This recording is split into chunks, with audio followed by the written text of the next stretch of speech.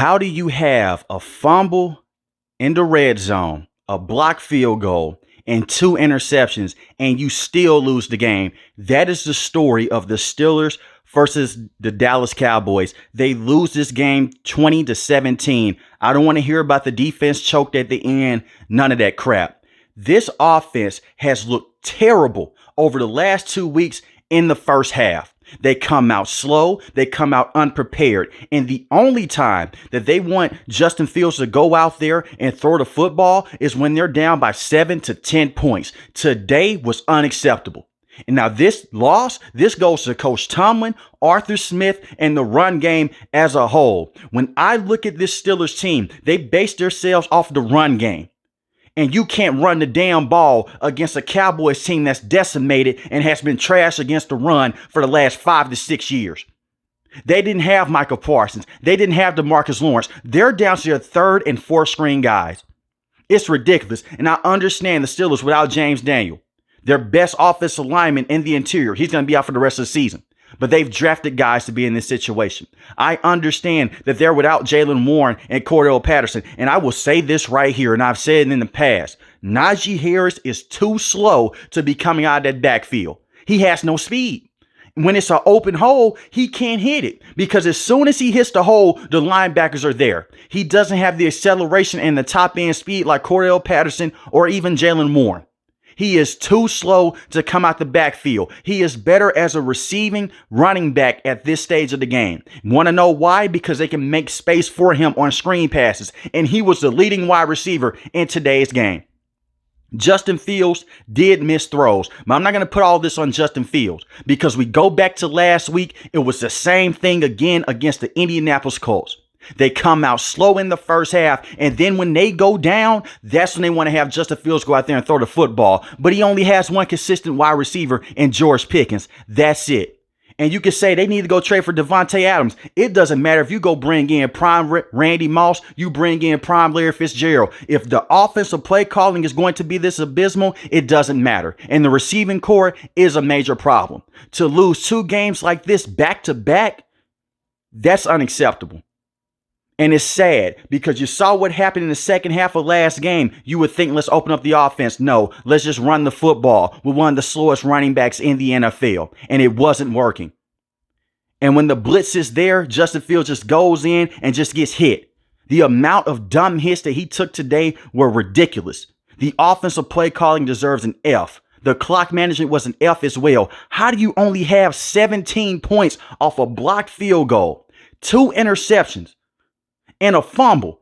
Shout out to Landon Roberts for the last fumble of the game where he met Rico at the goal line and knocked the ball loose. The defense should not be in this situation every single week.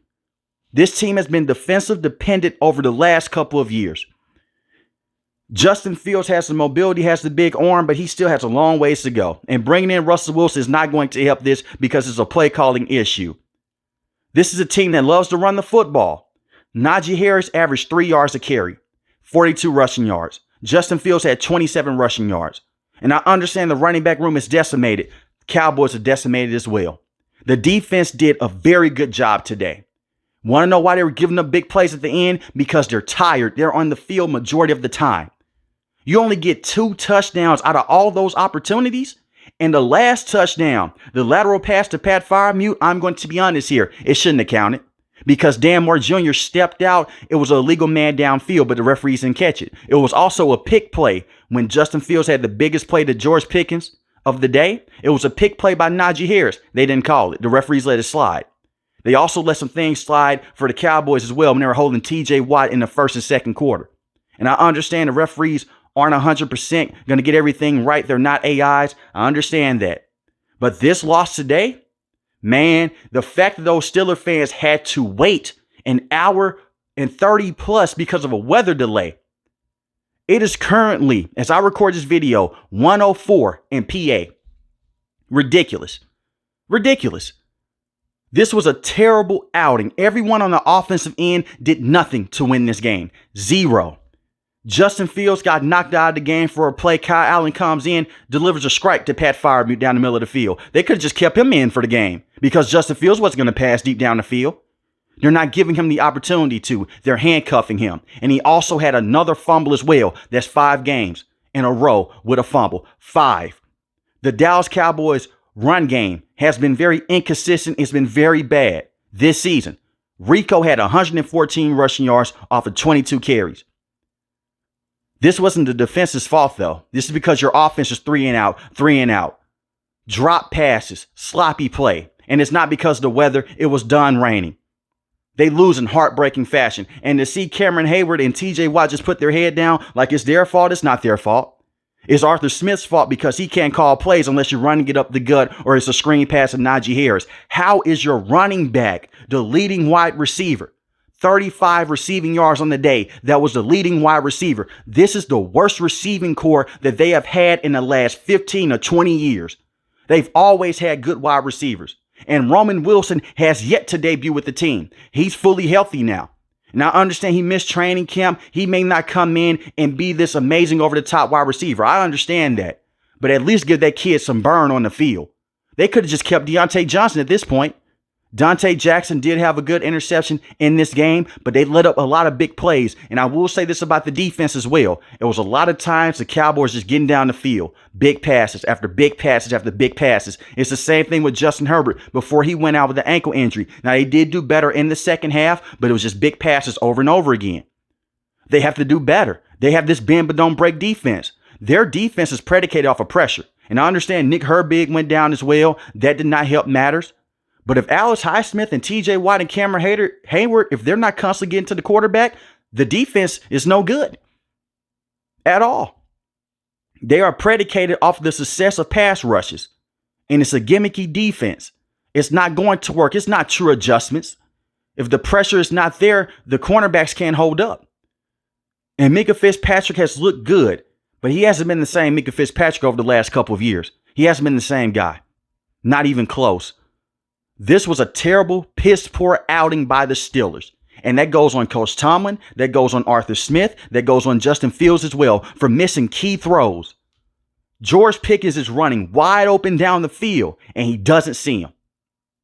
Because they want him to get the football out quick, dump it down to Naji Harris, dump it down to Big Pat at the tight end position, dump it down to Darnell Washington. Just dump down, run in the middle of the defense where you're not getting good blocks. Not even close. I see why they declined a 5th-year option for Naji Harris. And it's a reason why Jaylen Warren was on the come up. Because right now, he is the better running back out of the two.